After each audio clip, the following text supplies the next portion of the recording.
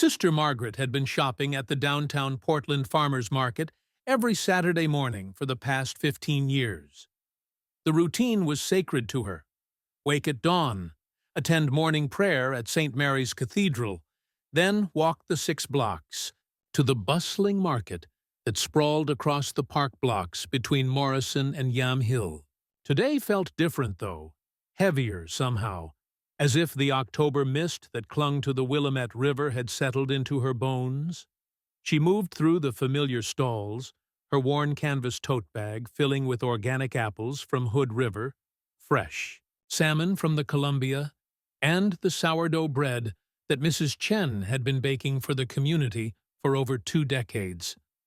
The market buzzed with its usual Saturday energy, families with strollers navigating between the vendor tents, college students from Portland State grabbing coffee and pastries, elderly couples examining heirloom tomatoes with the seriousness of art critics. It was near the flower stand, where sunflowers towered like golden sentinels, that Sister Margaret first noticed her. A small girl, maybe 8 or 9 years old, stood motionless among the crowd. While everyone else moved with purpose, she remained, perfectly still, her dark hair tangled and her clothes, a faded Disney princess t-shirt and jeans with holes at the knees, clearly hadn't been changed in days. The child's eyes darted frantically through the crowd, scanning faces with an intensity that made Sister Margaret's chest tighten. She had seen that look before, during her years working with troubled families in East Portland. It was the look of someone drowning in plain sight. Sister Margaret approached slowly, the way she had learned to move around frightened children. "Hello, sweetheart," she said gently, crouching down to the girl's eye level. "Looking for someone?" "Sichu. Are you?" The girl's head snapped toward her, those wide brown eyes focusing with laser precision on Sister Margaret's face. For a moment, neither spoke. The sounds of the market, vendors calling out their prices, the hiss of espresso machines, the chatter of weekend shoppers seemed to fade into background noise. "You wear the special clothes," the girl whispered, reaching out tentatively to touch the edge of Sister Margaret's simple blue habit. "Like the lady on TV who talks to God." Sister Margaret smiled, though something in the child's tone made her uneasy. "None. My name is Sister Margaret. What's your name, honey?" "Yes, I'm a Emma." The word came out cracked, like she hadn't used her voice in a long time. "Rodriguez." "Emma, that's a beautiful name. Where are your parents, Emma?" The question seemed to break something inside the little girl. Her lower lip began to tremble, and tears started streaming down her dirt-smudged cheeks. "That's what I need to tell you," she said, her small voice barely audible above the market noise. "That's why I was looking for someone like you. Someone who talks to God." Sister Margaret felt her heart rate quicken. She glanced around, hoping to spot anxious parents searching for their lost child, but saw only the usual Saturday crowd going about their business, oblivious to the drama unfolding by the sunflowers. "What do you need to tell me, Emma?" The Bihe girl took a shuddering breath, wiping her nose with the back of her hand. "My mommy and daddy. They're in the basement. They won't wake up. There's a smell, and flies, and—" Her voice broke completely. "I think they're dead. I think they've been dead for a long time." The words hit Sister Margaret like a physical blow. Her vision blurred for a moment, and she had to steady herself against the flower stand. Mrs. Patterson, the elderly vendor, looked over with concern. "You all right there, sister?" But Sister Margaret couldn't respond. All she could see was this small child, alone and frightened, living with a horror that no child should ever have to face. The implications crashed over her in waves. How long? Had Emma been alone? What had she been eating? Where had she been sleeping? "I've been eating crackers and cereal," Emma continued, as if reading her thoughts. "And there's still some juice boxes. But I'm scared to go in the basement anymore. The smell gets worse every day." Sister Margaret's hands trembled as she reached out to cup the child's face. The girl was thinner than she had initially appeared, her cheeks hollow beneath the grime. "Emma, honey, how long have you been alone?" "I don't know exactly." "A long time. I tried to count the days, but I got confused. Maybe 2 weeks? Maybe more?"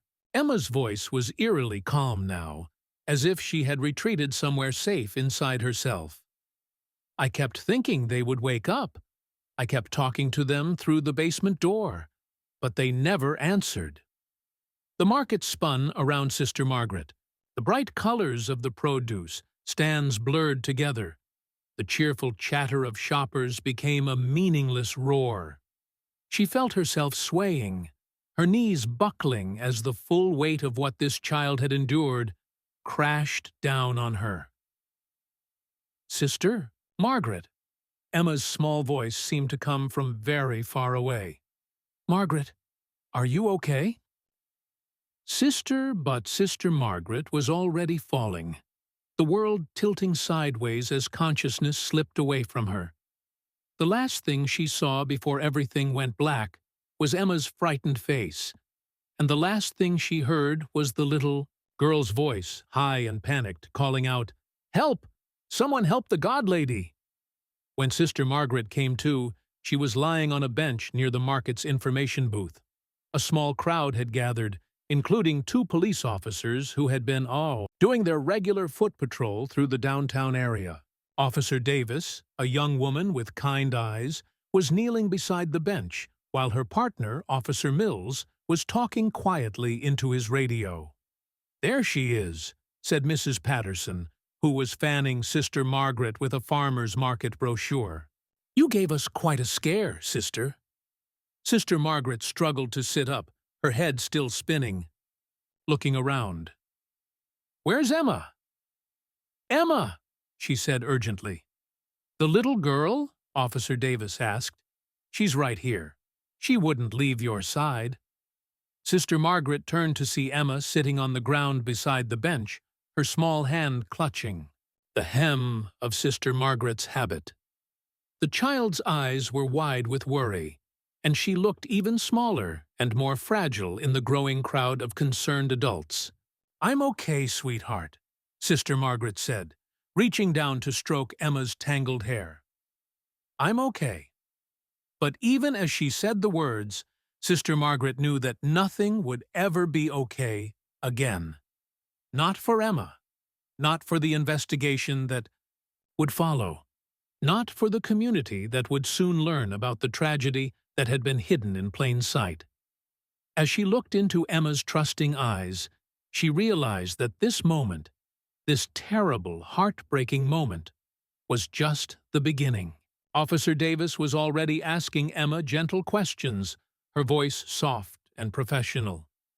"Can you tell us your address, honey? Can you show us where you live?"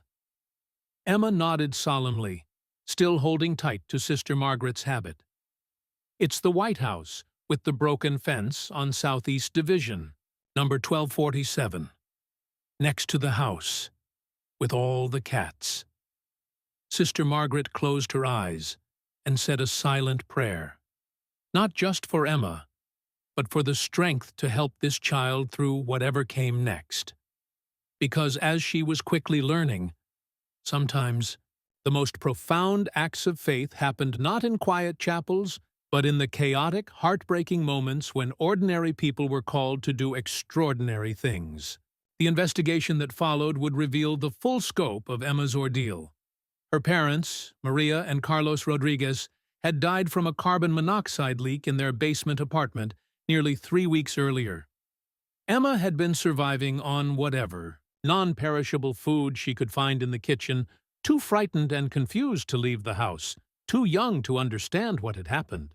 Detective Sarah Chen, who specialized in cases involving children, would later tell Sister Margaret that Emma had shown remarkable resilience. She somehow understood that she needed help, Detective Chen explained as they sat in the sterile conference room at the Portland Police Bureau, person to tell. And she knew that someone who talked to God might be the case, made headlines in the Oregonian and on the local news stations. Nun faints after child reveals parent's death, read one headline, but Sister Margaret barely noticed the media attention. Her focus was entirely on Emma, who had been placed in emergency foster care while social workers tried to locate relatives. Every day after morning prayer, Sister Margaret would visit Emma at the temporary foster home in southeast Portland. The house was warm and welcoming, run by Janet and Robert Kim, a couple who had been caring for children in crisis for over a decade. But Emma remained withdrawn, speaking only in whispers and flinching whenever someone approached too quickly. "She's been through something no child should experience," Janet Kim told Sister Margaret during one of their talks on the front porch, while Emma played quietly in the backyard. The trauma isn't just about finding her parents dead. It's about those weeks of being alone, of trying to survive, of not understanding what was happening. Sister Margaret watched through the window as Emma sat under the old oak tree, arranging fallen leaves in careful patterns. Even in play, the child's movements were careful and deliberate, as if she was afraid of taking up too much space in the world. "Has anyone found family members?" Sister Margaret asked. Janet shook her head. "Not yet. Her parents were immigrants from Guatemala. They've been trying to track down relatives, but it's complicated. The parents had been undocumented, and there aren't many records. The possibility that Emma might become a permanent ward of the state weighed heavily on Sister Margaret's mind. She had seen too many children lost in the system, bounced from home to home, never finding the stability they desperately needed. That night, as she knelt in her small room at the convent, she found herself praying for guidance. Mother Superior Catherine had been watching Sister Margaret carefully over the past 2 weeks. During their weekly meeting in the convent's simple office, she addressed the elephant in the room directly. "You're thinking about her constantly," Mother Catherine said, not unkindly. It wasn't a question. Sister Margaret nodded, unable to deny the obvious. "I can't stop thinking about what she went through, what she's still going through. She's so young, and she's already seen so much darkness. And you feel called to help her in a more permanent way." Again, Sister Margaret nodded. The idea had been growing in her mind for days, though she hadn't dared voice it aloud. Is it wrong to want to give her a home? To want to adopt her? Mother Catherine was quiet for a long moment, studying Sister Margaret's face. It's not wrong to want to help a child in need, but adoption is a significant step, one that would change your life completely. You would need to leave the convent. Of course, you would need to find secular employment, your own housing. "I know," Sister Margaret said quietly. "I've been thinking about all of that. And you're willing to give up this life, your vows, your community, your calling, for this child." Sister Margaret looked out the window at the convent garden, where she had spent countless hours in prayer and contemplation. This place had been her home for over 15 years. The thought of leaving was terrifying, but when she closed her eyes, all she could see was Emma's face, trusting and vulnerable, looking up at her in the farmer's market. "Maybe this is my calling," she said finally. "Maybe God brought Emma to me for a reason." The process of leaving religious life was complex and emotionally draining. There were meetings with church officials, psychological evaluations, and extensive paperwork. Through it all, Sister Margaret continued to visit Emma, who was slowly beginning to show signs of healing. One afternoon, as they sat together on the Kims' front porch swing, Emma spoke more than she had in weeks. "Sister Margaret," she said, her small voice barely audible above the street noise, "my mommy and daddy have to die?" Why did it was the question Sister Margaret had been dreading, because she didn't have a good answer. How do you explain to a child that sometimes terrible things happen for no reason at all? "I don't know, sweetheart," she said honestly. "Sometimes bad things happen to good people, and we don't understand why. But I know your mommy and daddy loved you very much." Emma was quiet for a moment, swinging her legs back and forth. Can have a new family. A forever family. "Mrs. Kim says maybe Sister Margaret's heart clenched. "How do you feel about that?" "Scared," Emma admitted. "What if they die too? What if I'm alone again?" Sister Margaret pulled the little girl closer, breathing in the scent of the strawberry shampoo Mrs. Kim used. "Emma, I want to tell you something important. I'm not going to be a nun anymore." Emma's eyes widened. "You're not going to talk to God anymore?" "I'll always talk to God," Sister Margaret smiled. "But I won't live at the convent anymore. I'm going to get my own house and my own job so that I can take care of you, if you want me to." Emma stared at her for a long moment, processing this information. "You want to be my new mommy?" "I want to be your family? Yes, forever. But only if that's what you want too." Emma's response was immediate and fierce. She threw her small arms around Sister Margaret's neck, holding on with desperate strength. "Yes," she whispered into Sister Margaret's ear. "Yes, please. I want to stay with you." The adoption process took nearly a year to complete. Sister Margaret, now going by Margaret Sullivan, her birth name, moved into a small house in southeast Portland, not far from where Emma's parents had lived. She found work as a counselor at a community center, using her years of experience helping families in crisis. Emma started at a new elementary school where she slowly began to make friends. She still had nightmares sometimes, still flinched at sudden noises. But with the help of a trauma counselor and Margaret's patient love, she was beginning to heal. On the first anniversary of the day they met at the farmer's market, Margaret and Emma returned to the same spot. The sunflower stand was still there, run by the same vendors, but everything else had changed completely. "Do you remember what you told me that day?" Margaret asked as they stood near the flowers. Emma nodded solemnly. "I told you about Mommy and Daddy, and you fell down." "I did," Margaret smiled. "You scared me pretty badly. But I'm glad you were brave enough to tell me. If you hadn't been brave, we might never have found each other."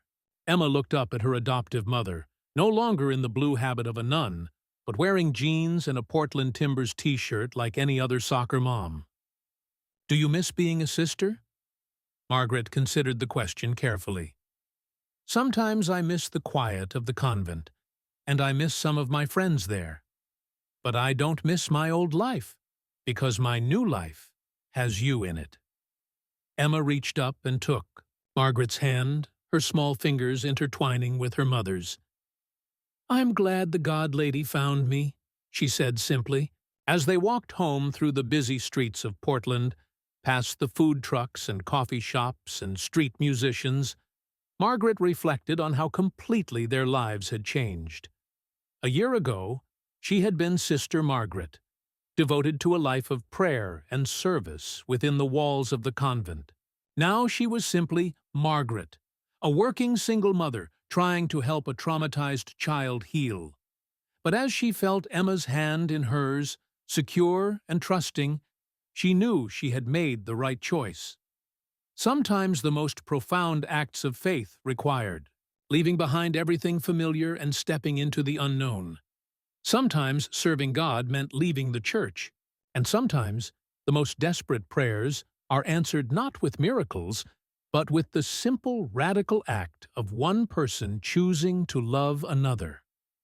That night, as Margaret tucked Emma into bed in their small house, the little girl asked her usual bedtime question, "Will you still be here when I wake up?"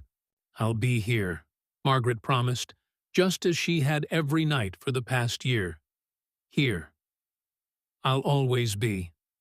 As Emma drifted off to sleep, Margaret sat in the chair beside her bed, watching the rise and fall of her daughter's breathing. Outside, Portland's weekend nightlife hummed with energy, young people heading to bars and clubs, couples walking hand in hand down the sidewalks, the distant sound of live music drifting from the venues along Hawthorne Boulevard. But inside their small house, all was quiet and peaceful. Margaret closed her eyes and said a silent prayer of gratitude, not to the distant God of her convent years, but to the God she had found in the desperate plea of a frightened child, in the chaos of a farmer's market, in the daily miracle of love that had transformed them both. Tomorrow would bring new challenges. Emma still had therapy appointments, Margaret still had bills to pay, and a job to focus on. The healing process would continue, slow and sometimes painful. But tonight, they were home, they were safe, and they were together.